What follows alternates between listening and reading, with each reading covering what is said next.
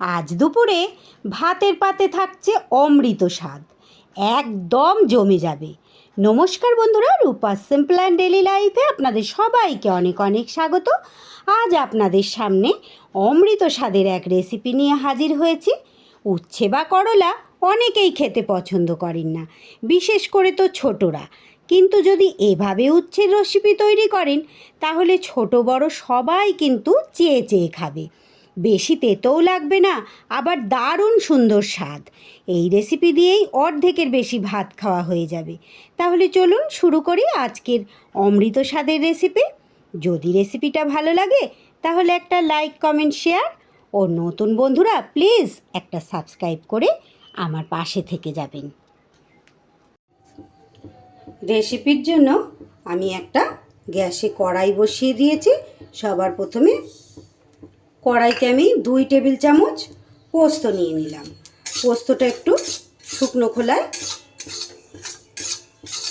হালকা করে ভেজে নেব।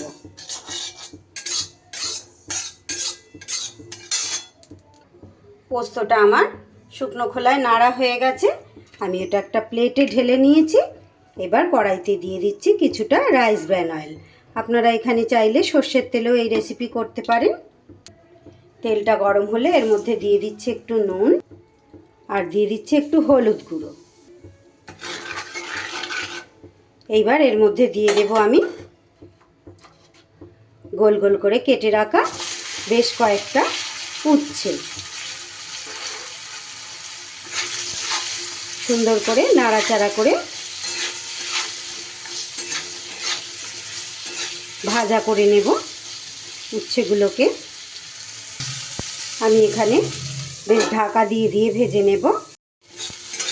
উচ্ছেগুলো কিন্তু ঢাকা দিয়ে দিয়ে আমার খুব সুন্দর করে ভাজা হয়ে গেছে। এবার এগুলো আমি তুলে নেব।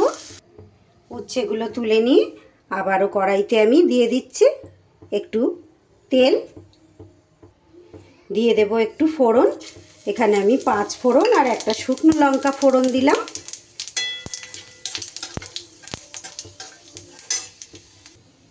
ফোড়নটা থেকে সুন্দর গন্ধ বেরোলে এবার দিয়ে দিচ্ছি এখানে আমি কেটে রাখা কিছুটা কুমড়ো। আপনারা কিন্তু অনেকেই এই রেসিপি করেন, তবু আমি কিভাবে করি, কি মশলা দিই এর মধ্যে, সেটাই আজ আপনাদের সঙ্গে শেয়ার করব। সত্যি বন্ধুরা, যারা তেতো খেতে ভালোবাসেন তাদের কাছে তো অমৃত মানে অমৃতই লাগবে। আর যারা পছন্দ করেন না তারাও একবার এইভাবে খেয়ে দেখবেন। উচ্ছে তেতো হলেও এইভাবে রান্না করলে কিন্তু তেতো খুবই কম লাগে, ছোট বড় সবাই খেতে পারবে। কুমড়োও কিন্তু আমার খুব সুন্দর করে ভাজা হয়ে গেছে বন্ধুরা, লাল লাল করে। এইবার আমি এই পর্যায়ে দিয়ে দেব একটা পেঁয়াজ। আমি একটু লম্বা লম্বা ভাগ করে কেটে নিয়েছি, সরু সরু করে। সে পেঁয়াজটা দিয়ে দিলাম। এরই সাথে দিয়ে দেব একটা ছোট সাইজের টমেটো। টমেটোটাও আমি লম্বা করে কেটে নিয়েছি।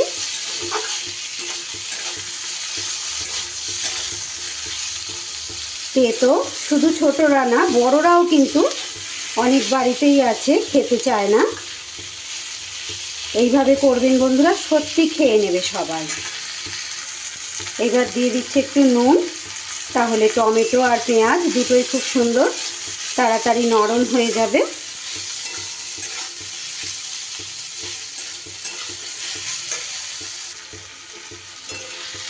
পেঁয়াজ আর টমেটো কিন্তু অনেকটাই নরম হয়ে গেছে।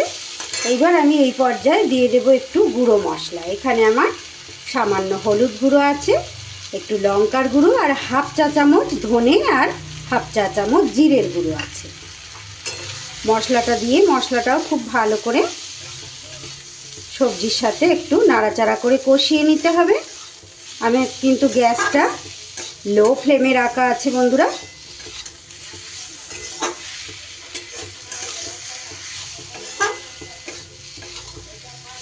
খুব সুন্দর করে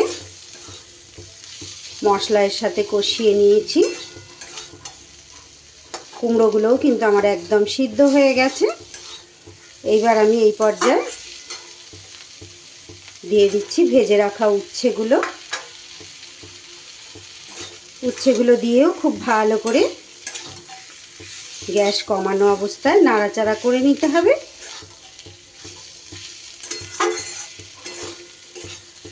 দারুণ লোভনীয় খেতে হয় বন্ধুরা। আমি তো তেতো খেতে খুবই পছন্দ করি, আর আপনারা যারা পছন্দ করেন তাদের তো যে কি লাগবে, আর যারা করেন না খেতে তারাও অবশ্যই, বারবার করে বলছি বন্ধুরা, এইভাবে একবার খেয়ে দেখবেন কতটা লোভনীয়, কতটা খেতে ভালো লাগে। তারপরেই না হয় আমায় এসে জানিয়ে যাবেন।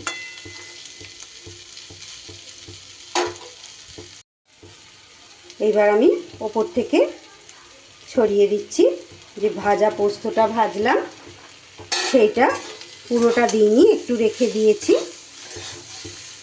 ওটা আবার পরে দেব। ভাজা পোস্তটা খুব সুন্দর করে এবার মিশিয়ে নিতে হবে। দেখুন কতটা লোভনীয় দেখতে হয়েছে, খেতেও কিন্তু সত্যি খুব লোভনীয় হবে। দেখুন